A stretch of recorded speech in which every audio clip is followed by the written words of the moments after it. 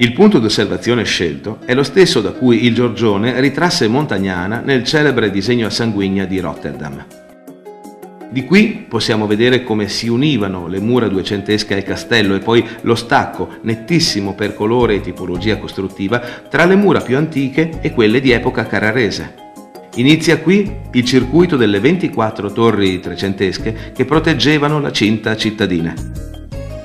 Il fossato è originale, anche se in questo punto risulta in parte interrato.